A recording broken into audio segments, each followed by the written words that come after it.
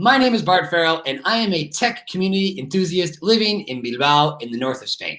I've been living here for about 9 years and been involved in tech communities for about 5. And today, it is my pleasure to introduce you to my very first guest to be featured in the Data on Kubernetes community, Asier Azaceta, who is a cloud security architect in the IBM European Center for Competence. Let's see if I got that right. Did I get that right?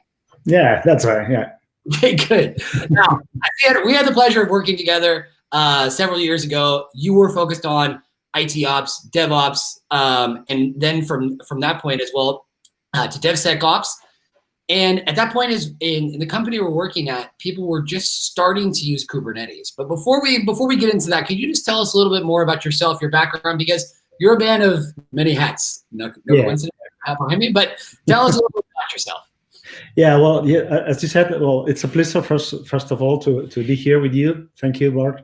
I'm a man of many hats, as you said. I've been working from things like developing Internet of Things embedded stuff and designing the electronics and things like that to operating systems in production or mission critical stuff, things like 24 hours a day and 7 days a week, to managing security for a company, as you well know, as well as collaborating with developers, working on different languages, from plain C to Ruby, Java, whatever, developing mobile applications. So yeah, I've done a lot of things, always around technology, always with a business mind, let's say, that technology is great. I'm a pretty fan of technology itself, but I know that it has to be there for a reason. So otherwise, it's just for fun, and we don't get paid for fun that often. So yeah, I think I've got a different point of view for the different perspectives on whatever you want to throw me at, in this case, Kubernetes. So I can take a look from the operation sides, from the development sides, from the security side, and even from the data side, as I've been, don't tell many people, but I've been database lecturer myself. So I know a bit about data, but that's not my strongest area. And probably what I can bring here more is a mixture and a focus on security for data and Kubernetes in general.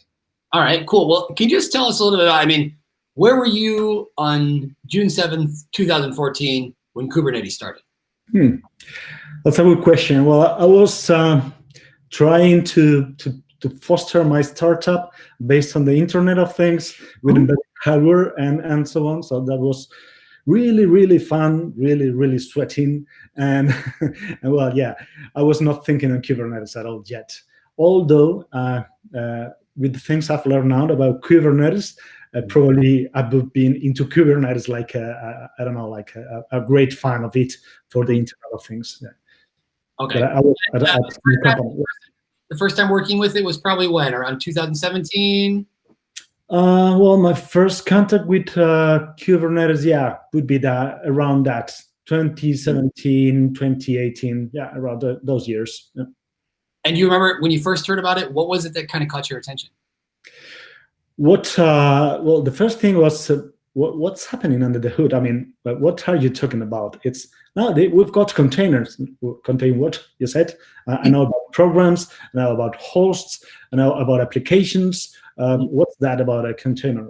And when you start digging about it, you learn about it, and it's pretty easy stuff, let's say, in plain concepts. But the first things I was thrown to were, we are talking about immutable infrastructure. We're talking about images, about containers we can migrate from here to there with no effort. It was something like a dream, like the Java dream, where you could code once and deploy thousands of times in different platforms. So it's something like the same. It was kind of confusing and exciting at the same time. Yeah, no, I think that's how it was for a lot of people, because trying to explain to people, a lot of whom didn't even have a DevOps background, and then we're taking it to this level. We're starting to talk about containers, Docker, Mesos, things like that. It was just an endless amount of technologies that were coming in. But do you think there was a big cultural shift when people started getting into Kubernetes, particularly from a security perspective? It is. I mean, there has to be, and we are still in the trip. Let's say this is a journey. It's like it is the journey to cloud for many organizations. You know, there are a lot of companies which are cloud native, so they know everything about cloud. They fans about cloud, and they do everything in cloud. But there are still the major or the majority of the companies are not cloud native, so they have to move to the cloud if they will. And there are a lot of drivers for the adoption of cloud. So they're into that trip. And we are into that trip in security as well, both for cloud itself and for containers. Let me say containers instead of Kubernetes, because there's, as you mentioned, there are many flavors. I mean, Mesos, whatever, Docker, right? You know, a lot of buzzwords you can hear. So yeah, I think Kubernetes is the main player right now with different flavors at the same time, but the base could be Kubernetes. But talking about containers in general. But what do you think makes it so much more attractive than the other options that people can find on the market? Well, I think it is about the ecosystem. You know, well, you've got some other initiatives that maybe didn't got, for whatever the reason, enough traction to move into the mainstream. And you've got others being company backed, like Docker, for instance, where you've got, well, they had a lot of let's say adoption of open source and so on, but still is pretty company backed. But Kubernetes has a huge community, has a lot of tools, had a lot of traction. So it's the community that it's built around Kubernetes that has made Kubernetes so big. And for instance, then you've got other solutions like Red Hat OpenShift, which is like, you could say, Kubernetes on steroids. So you want to do a lot of things with Kubernetes, but you have to do it yourself. Of course, there's a lot of support from the community, but then you've got OpenShift that comes out of the box. So that's magically, you've got everything installed. So of course, you've got fans of Kubernetes, fans of OpenShift, and of other solutions. But I think there are plenty of them for everybody to choose. So I think that's the main reason for Kubernetes to be initially successful. And then the rest comes after that. I mean, when you start getting traction, there are a lot of things, a lot of people coming on board that brings knowledge, new solutions, and whatever. And security is one of the items that I think that at the beginning of Kubernetes development, it was not forgotten, but it was, you know, left behind because it's kind of a thing, though, right? It's like, let's do all the fun stuff and then we add security later, rather than have security. Yeah, that's it. That's security. You just said it. Yeah. Yeah, that's right. The thing is that probably it's because Kubernetes comes more from the development side of the wall, of the IT wall, that they focus on how to deploy solutions that are able to do what Kubernetes does, like automatically. That's black magic, man. So the containers coming up and down, and they orchestrate and happens everything. So that's pretty fun. That's pretty cool. And so, okay, what about security? And then someone realized this has to be secure, because people tend to think that as it's containerized, must be secure. You know, you can utilize the container in the truck or the container in the seat, and it's closed, so it has a door. But containers in the IT world doesn't have that door. So that's the part that they left behind. But in the latest years, they have really developed that part as well. And there have been many software developers and companies that have come to this wall to put a solution to that, addressing the main risk areas, let's say, that Kubernetes bring to the, well, Kubernetes containers bring to the IT wall. And as you mentioned, all right, so next question, as you mentioned about, you know, the importance of community here, and that's what I've noticed just my brief experience with Kubernetes, the overwhelming amount of podcasts and the SIGs, the special interest groups, all these people all over the world that are constantly generating new information. For people that want to start getting into, you know, the security element on Kubernetes, where should they start? It's a good question. Google? Yeah. First would be Google, of course. And then I think that any Kubernetes forum nowadays will have a portion of security. So choose the best one you want, or the one that you like more, better said. But then probably you want to take a look to major big players in the market of security for Kubernetes. There are, like, I would say, maybe 4 companies doing good stuff on this. The major, I would say, 3 players have come to the stage either through development or through acquisition of other companies. I could say one is Palo Alto, that brings Prisma Cloud Compute, in this case for containers. Aqua Security, that I think they were born for container security, so they're pretty strong in that area. They're expanding as well. And we've got Sysdig, which is another security big player in the market for several years, or many years, you could say. And they're coming to the container world as well. So probably they've got different flavors to how they approach security, depending on where they come from. So they can come more from the networking side, from the data side, from the operating system side. So each of them will have a different flavor, but they will be probably addressing the same kind of problems and insecurity for containers. Okay, all right. Just because, like we said, sometimes I feel like security is too often the forgotten piece of the puzzle. And from your experience, though, what are the main vulnerabilities or things people need to look out for in this whole world of containers and Kubernetes? Who are the bad guys out there? What are they doing? What are the risks? Yeah. Okay, that's a pretty good question. Well, first of all, it's starting to think containers are not secure. Yes, for being containers. That's the first step. Yeah, like recognize the problem. It's like, hello, I'm Asier. I know containers are not secure. Thank you. So that would be the first step. Next one would be analyzing the risk areas. I would say that. I would say that would be maybe too much for me to say, but following the industry advice and the standards advice and so on, you could say that there are 5 major areas where containers bring new risks to the IT world. The first one would be and you could probably split them along the life cycle of containers from the very beginning when someone thinks about, I'm building this in a container, So the first one would be the images, okay? All this world of containers is based on images. So I've got this piece, this is my application, this is gonna be instantiated in several containers around the world, blah, blah, blah, wherever. Okay, this piece here is your image. Is it secure? Okay, that's the first step. So in order to make that secure, you have to pay attention to development as well. So we can talk later on and for hours about DevSecOps. I won't talk about DevOps. I want to talk about DevSecOps because that's the way to do it. I'm from security, sorry guys, at least for now.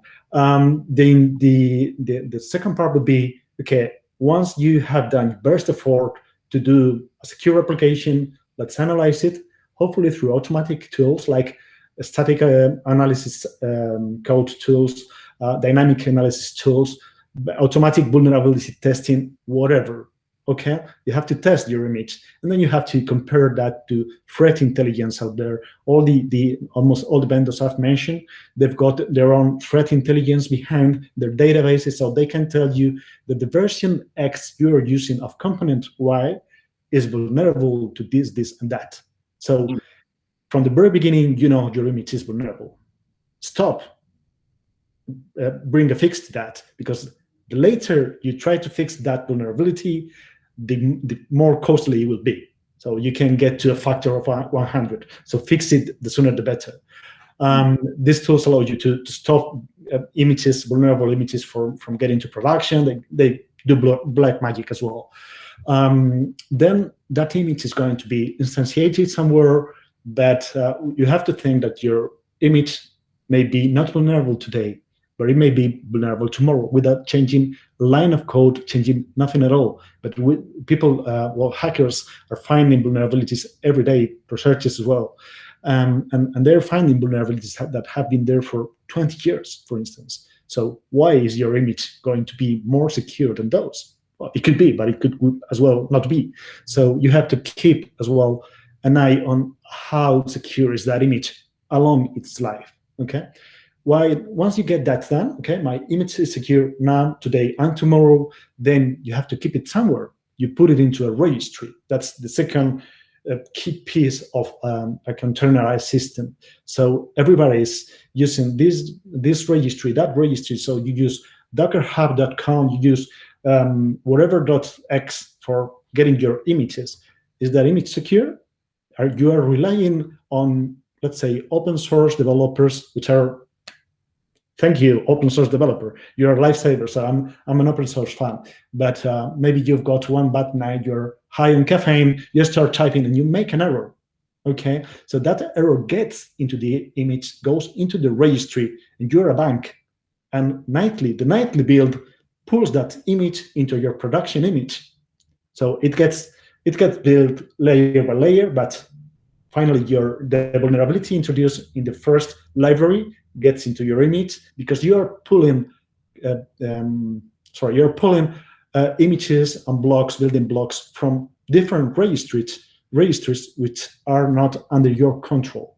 So the best practice you can do there is having your own registry first, and second, having a tool that scans the registry, searching for vulnerabilities.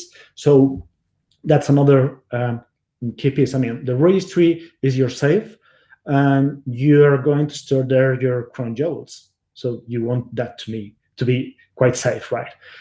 Okay, we've got the basics, the foundation. Okay, you've got the code, you've got somewhere to keep it safe, but the black magic is done in containers through a piece called, magically, orchestrator. That's a great name. Okay, so that's the name it has to have.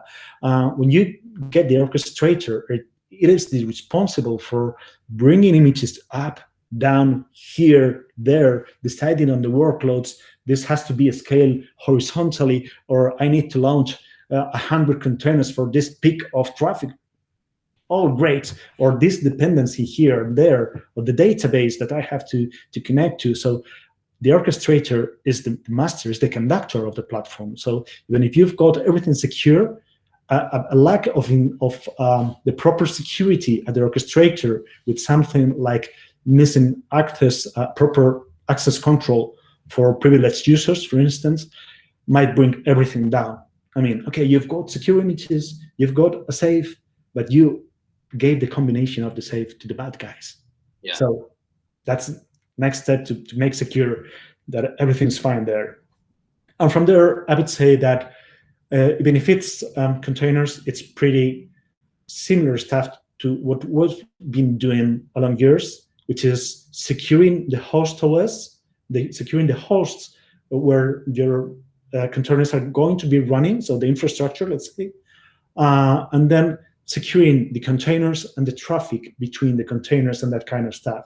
One of the greatest things that Kubernetes brought, or the containers brought to the IT, is that they're able to use services that have been there for decades maybe, but they're able to put them to work so they can self-discover themselves, build service meshes where these microservices can talk to these microservices and they discover each other. Now you've got 10 of them or 5 of them, and they are able to talk to another 5 of them, and then one. And so that happens magically, but that magic at the same time. Like a community inside the Kubernetes world where conversations happen between these different microservices, which previously was unthinkable that everything was all in a single, sort of silo. Yeah, monolithic application kind of thing. Yeah. Now we've got a lot of pieces playing around, and the magic of the solutions is that they are able to find themselves and to talk themselves to each other. But at the same time, that is a big risk. Okay, we come from a world in security where we're used to setting up a firewall. The name says it all. It's a firewall. So you're not allowed to come in. You're allowed to come in, etc. And then you bring Kubernetes. Everybody's welcome. Yeah, please bring your own beer, whatever, Yeah. So for security guys, that's like creepy, let's say. A red flag. Yeah. So we need to put something there that monitors, blocks, allows, that sort of stuff that we used to do with networks. So even if it's within the same host, we don't need an actual network behind, but that's a network. I mean, microservices talking to other microservices, APIs, databases, whatever. So these solutions I was talking before, for instance, they bring things like enforcers that you deploy with the container in what they call a sidecar. That's everything fits nicely, right? So Within the sidecar, you've got the enforcer, and the enforcer will be keeping an eye on your container, on the images, on the traffic, and you will be able to gather monitoring data and deploying policies. So an image will be blocked at the container level from being instantiated, running, or whatever. But at the same time, we will gain the capabilities or the capacities that a firewall has, but at a container level. So we will be able to tell microservices not to talk to others, or to talk only to one kind of microservices, wherever the number we've got of that microservices. So the greatness of it is that most of them will allow you, the solutions that you can put in place, will allow you to base this protection and this monitoring based not only on policies, which was what we already had before, but also on behavior. So, okay, we've got here a container that has been talking to this container for 10 years. That's great. What is he talking to? This other container that he's never talked before, and is transferring 10 gigabytes out of the blue. So maybe that's a problem. Let's raise a monitoring alert, or let's block the traffic. So depending on the policies you want to put in there. So there's a lot of stuff happening there that I think that most of the security community has to go into, learn about it without fear, because it's something that can threaten you, or you can feel fear for it, let's say. But there are solutions out there for securing them. So the only thing is, don't forget about them. Yes, go into them. Yeah. Now, I think that's a fantastic overview of a lot of different elements here. If we're thinking for the perspective then of whether it's data engineers or site reliability engineers, a lot of these best practices that you just mentioned, I think are perhaps, like I said, need to be on page one of I'm getting involved with data and Kubernetes. It's not that I just start touching things. I need to sort of have a framework for how I go about it, how I have my culture with my workmates. You know, a lot of folks come from different backgrounds, from different companies, from different philosophies. But would you say that there's some core elements in terms of approaching data on Kubernetes with some of the things you just mentioned regarding risks with orchestrators, or the use of sidecar enforcers, things like that? What are what do you think are the key conversations that need to happen when people are approaching data, security data on Kubernetes? Yeah, well, I think that I've talked about a lot of stuff in let's say 10 minutes. That could be for hours. Okay, so there's a lot of things to dig in there. But you're right. Where to start with, and talking more about data and things like that. But not only data. I mean, even for application developers, they have to start thinking in a different way.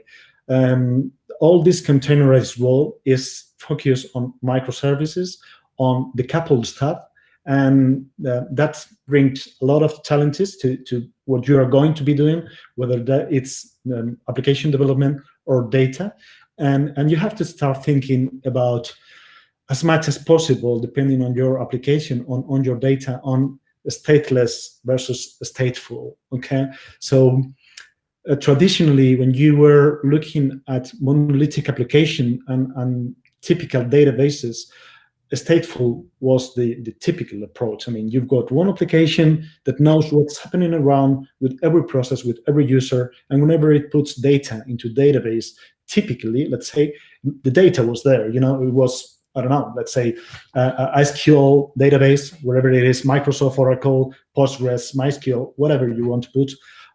There is a schema. That's a very, very basic concept of the database, of one of those databases, because they're schema-based, so they're highly structured. And they're based a lot on the ACID. It's not the ACID you may be thinking about, but this is an acronym, okay, for the atomicity, consistency, and this kind of things of databases. That I'm not a database expert, so I won't get deep into that. But there, it's ACID. Let's call it ACID, okay? So talking about that kind of databases, they're based on being able to guarantee you that you're storing data, you're retrieving data, and the data is current and reliable. When you start thinking about this kind of world of containers and Kubernetes, you have to start thinking about how hell I'm going to be able to make sure that the database has current information and at the same time is horizontally scalable, and everything will be automatically as with the software services. I think it's easier to make a scalable application than a scalable database. So I think that you have to go and look into the modern databases solutions. And probably you will have to change or you will need a cultural shift in what you're doing with databases. You have to start looking. We have had for decades the SQL structured databases, but we also have non-SQL databases like, I don't know, the no name coming. Oh, sorry, MariaDB is it one? I'm sorry if I'm making the error. No SQL databases, basically, where you can store information in a less structured way. I mean, you use JSON, that's the language, or you put data, and you don't have that schema so tight. So it will help you managing applications in a less stateful way. So you will be able to store data dynamically without having to call the DBA to restructure the database for you in 1-2 weeks or months.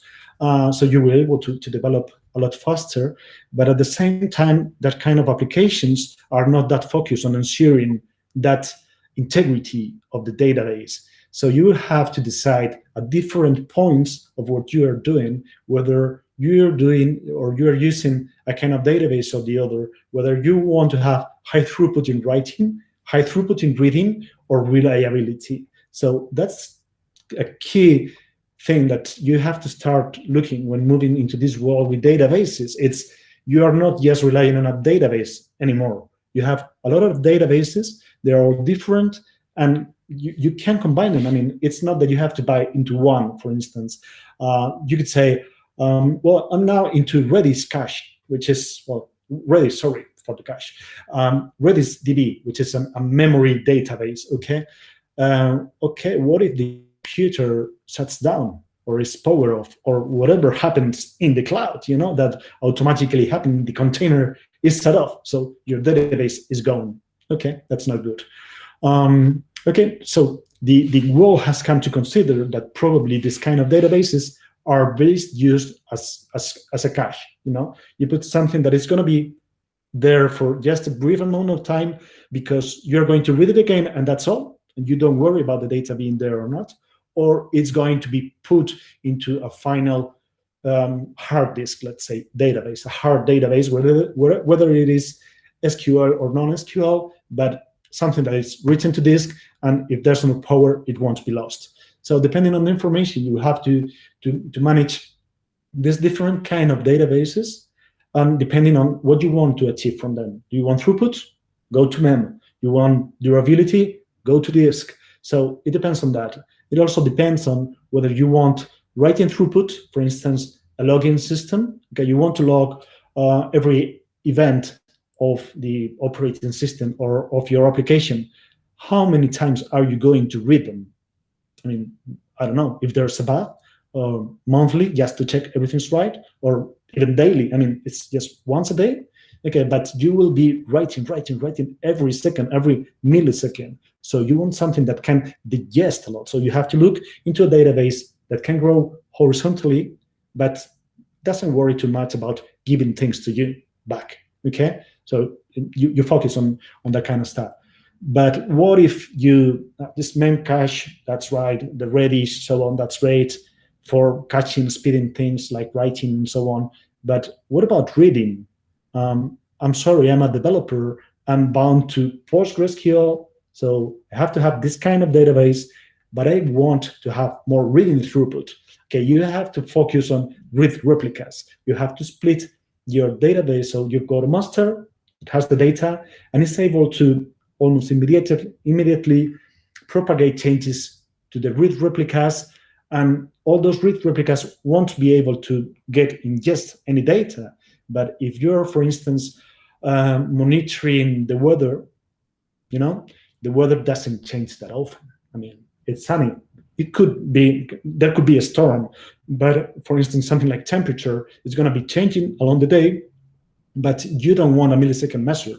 You want, talking about weather, maybe talking about critical loads, you could think about something else, but talking about weather, you will be talking about, okay, let's take the temperature every 5 minutes, okay? And is it critical that the temperature I read back is the most accurate, or is it good enough that I guessed not the last one, but the second to last one? Is it okay? Yeah, then the schema, well, not the schema, sorry, we can mix things here, but the architecture you will be deploying your database with will be different, because that is, it's not that critical anymore to have the latest value. So you have to think about how all these pieces interact when you move to containers, because maybe some of those more monolithic parts of a database system, which can be the SQL structured monster that has everything in it, doesn't have to be scaled horizontally that often, because first, it's very difficult, and second, maybe you don't need it. Maybe you just can have copy of the data you need to read in different other places, so you can give a high read throughput, okay, reading throughput.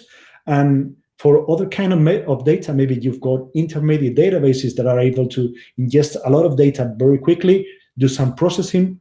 I don't know, there's still big data here, like Hadoop, Elasticsearch, all that's Kafka, whatever you want to throw in, okay? Let's bring more buzzwords here.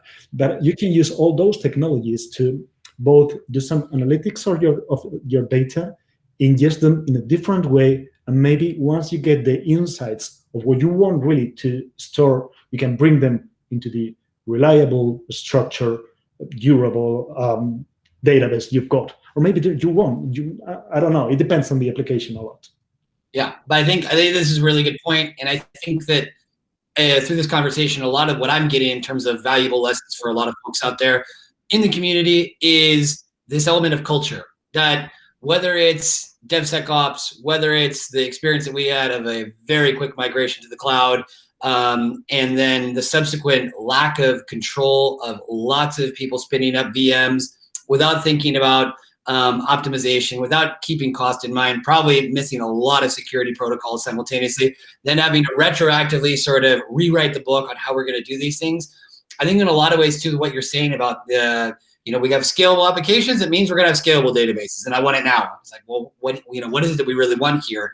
What is the information that we're asking for?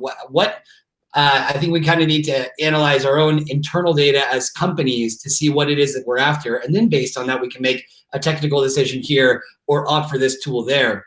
I think sometimes it's like what you said, is that people so easily become victims to buzzwords and hype that there's just this insistence in immediacy of that we've got to jump in on this right now. We're going to miss the boat. And sometimes it's probably better to take a deep breath, sit down with everybody, see where are we at. There are going to be multiple conversations that will need to happen with a lot of different stakeholders, and security, as we said previously, is no exception. With that in mind, what are you excited to see in the future with Kubernetes, particularly regarding data and security? What looks exciting or promising in the next few years as this project continues? Well, I wouldn't mention any solution or technology, but maybe more concepts, if you want to like it, or if I may call them that way.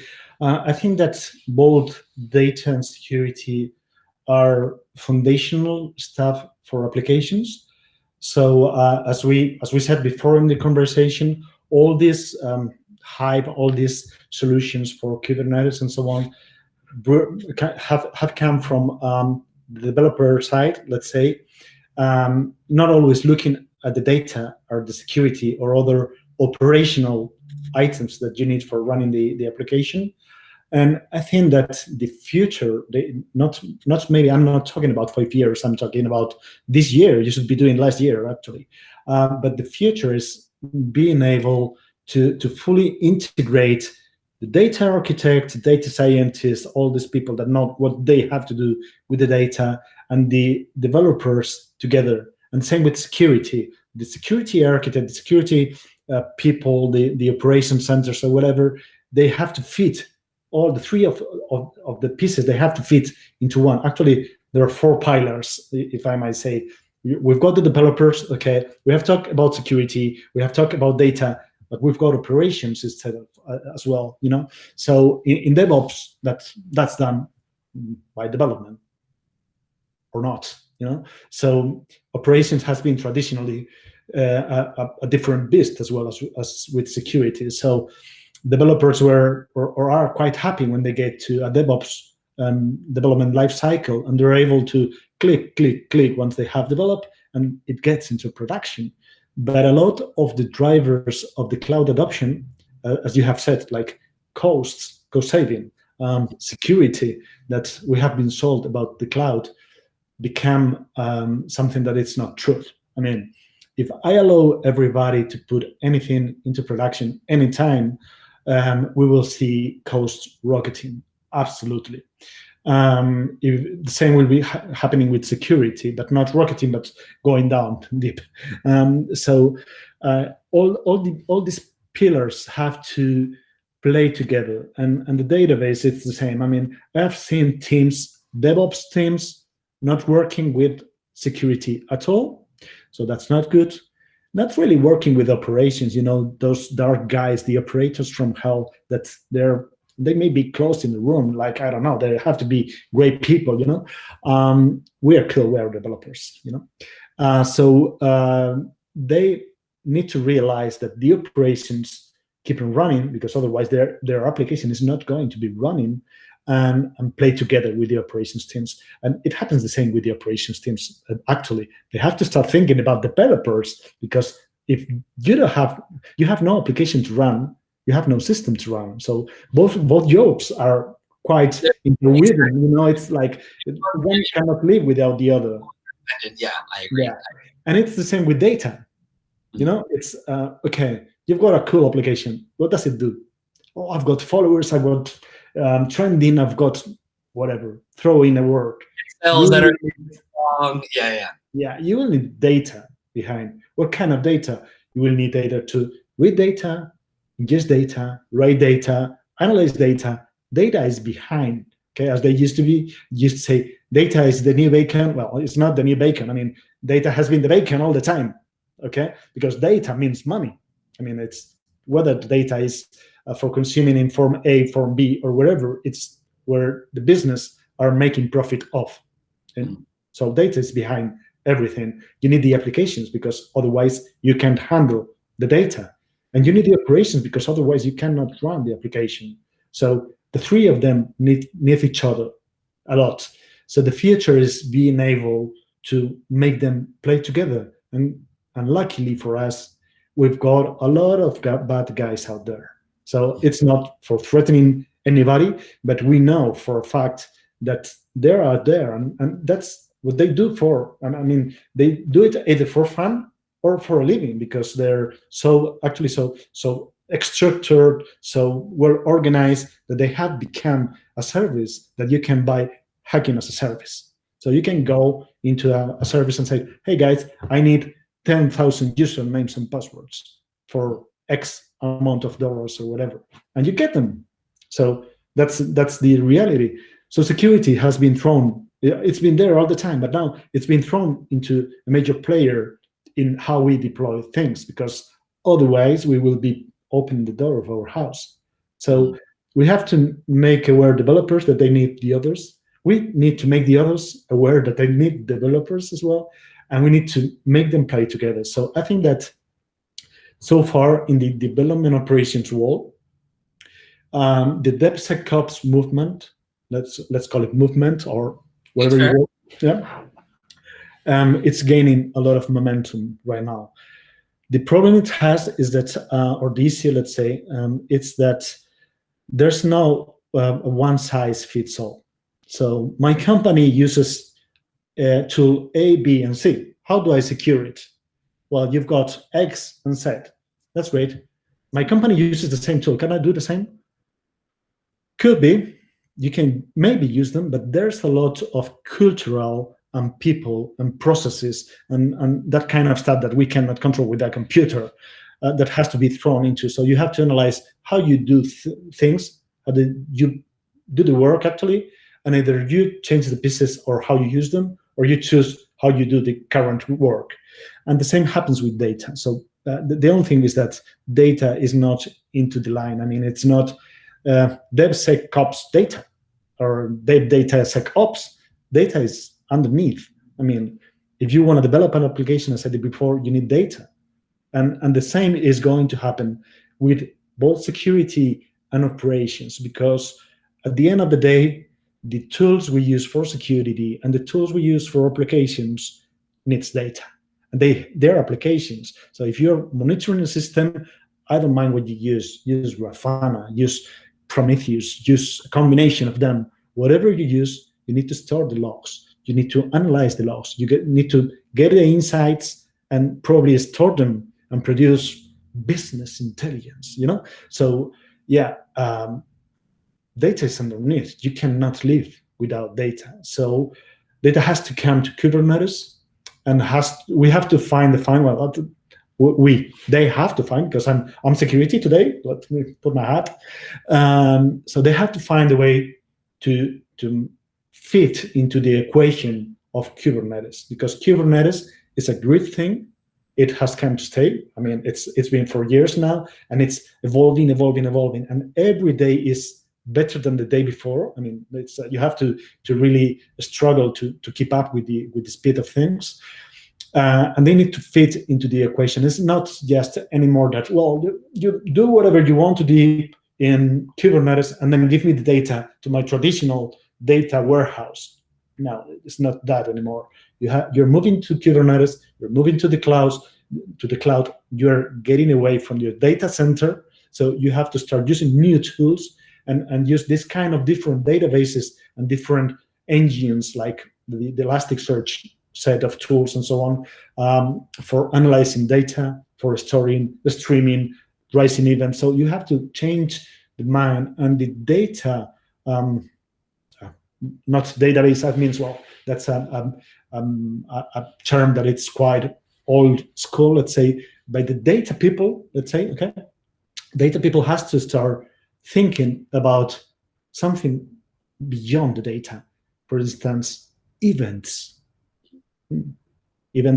that comes from the applications, right? That should be, no, data tools right now can rise events, can create events, and the application will react to the event, or other data will react to the event. So there's a huge mix of what we've got in there that the data people has to jump in. They have to jump into the wagon.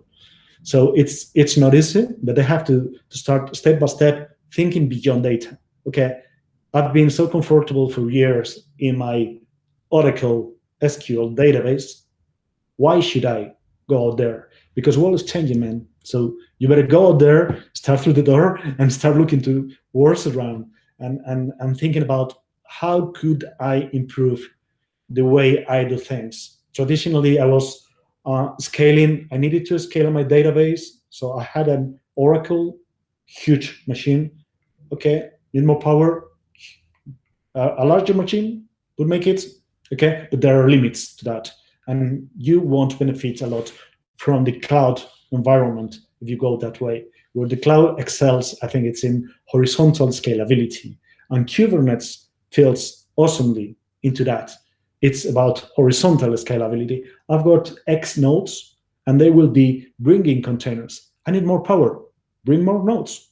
That's it. I don't mind if they're big, small. Well, I do mind, actually, but it's not the key of the conversation. So if the the host is this size, I will be able to do, I don't know, 2 containers. If it's this size, I will be able to put 20 containers, whatever that is. But if I need more power and I only have this size of of host, I will put more, and they will work. Okay, of course, there are implications, performance, communications, a lot of stuff, but you're able to do it. So you're able to leverage on that horizontal scalability, and that means cloud. Because in traditional data centers, it's quite difficult to do any, well, not only horizontal, but also vertical scalability, because once you run out of the let's say, spare resources that you provisioned like 6 months ago, thinking about the business. You run out now today. What else? Oh, co-procurement. And depending on the size of your company, that means 6 months. Okay, so in 6 months, you will be able to purchase the hardware that you will be setting up in another 6 months, and you need it yesterday. You will get it 1 year later. So in the cloud, you will be able, with Kubernetes and this kind of technology, to provision anything like a Snap. Where a Snap, of course, it depends how you do things, could be 20 minutes, 1 hour, but it's not 1 year. Okay, and in containers, it might mean 3 seconds. So the sooner databases start thinking on how to leverage on this horizontal scalability, the better.